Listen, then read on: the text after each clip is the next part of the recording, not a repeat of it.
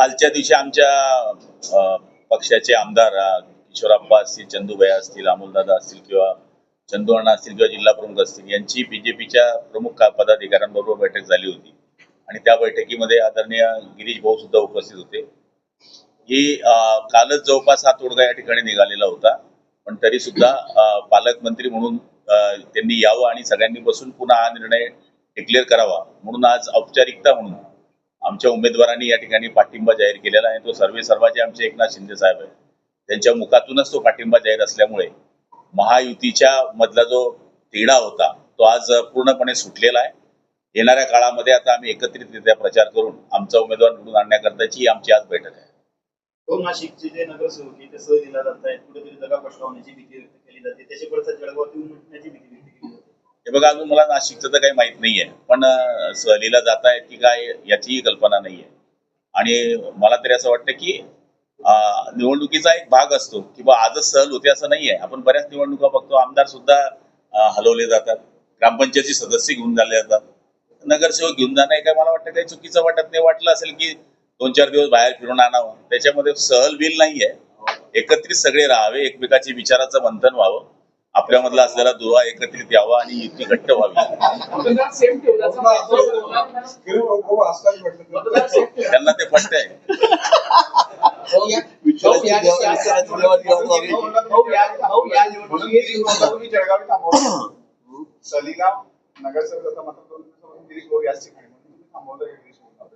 नाही थांबवलं नाहीये. आता तर मी थांबवलं असतं तर मी तर आमच्या आमदार मोदयांनी कालच ते बैठक घेतली होती, पण या निमित्ताने पुन्हा मग काल पेपरला बातमी होती आणि टीव्हीलाही बातमी होती की पालकमंत्री अनुपस्थित.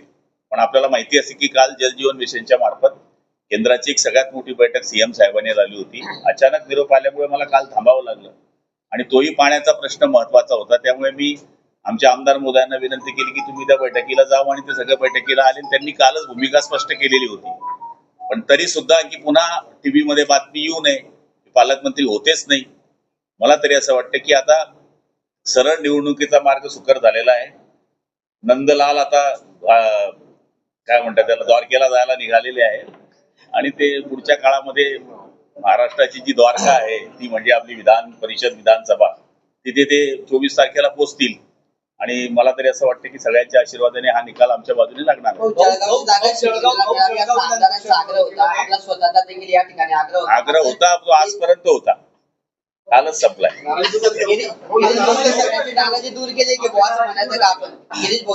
हे बघा, कोणत्या निवडणुकीत आग्रह नसतो मला समजून सांगा. प्रत्येक निवडणुकीत आग्रह असतो आणि आग्रह करणं, जागा मागणं म्हणजे विरोधात बंड करणं असं नाहीये. शेवटी प्रत्येक जण आपल्या पक्षाच्या नेतृत्वावर विश्वास ठेवून आग्रह जरी असला तरी तो मागे सरकतो. अशी 100 उदाहरणं आहेत. त्यामुळे आम्ही मागणी केलेली होती आणि आम्हाला वाटत होतं की आमची सीट निवडून येईल, पण आम्हाला ती मिळाली नाही. पण आता याचा अर्थ असा होत नाही की आपण आपल्यापणाने हातीदाईपणाप्रमाणे महाराष्ट्राच्या युतीवर परिणाम व्हावा किंवा काही गोष्टी चुकीच्या व्हाव्या असं कोणत्याच आमदाराला मंत्र्याला वाटत नाही आणि नेतृत्वावर तो विश्वास ठेवूनच मोठा झालेला असतो. त्या पद्धतीने आम्ही विश्वास ठेवून पुढचं काम करतोय.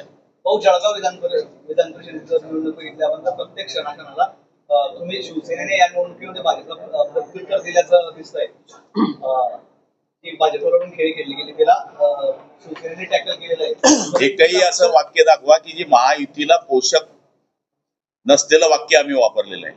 हक्क हा आहे आमचा मागणीचा. हक्क करणे म्हणजे आम्ही बोलूच नाही असं नाहीये, पण याचा अर्थ की आम्ही युती तोडून टाकू, भाजपच्या उमेदवाराच्या आम्ही विरुद्ध काम करू, असं काहीच केलं नाही. आमचा उमेदवार फिरत होता, आम्ही आमच्या भूमिका मांडत होतो, पण असं कधीच म्हटलं नाही. आम्ही हेच सांगितलं शेवटपर्यंत, वरतून जो निर्णय होईल तो आम्ही मान्य करू. त्या पद्धतीने आम्ही मान्य केलाय. तुम्ही असं म्हटले होते किंवा तुमच्या पक्षाला उमेदवारी मिळाली नाही तर शेवटी माणूस आशीर्वादी आहे, बचेगा नर तो बांधेगा घर, हे म्हणणं काही चुकीचं थोडी आहे.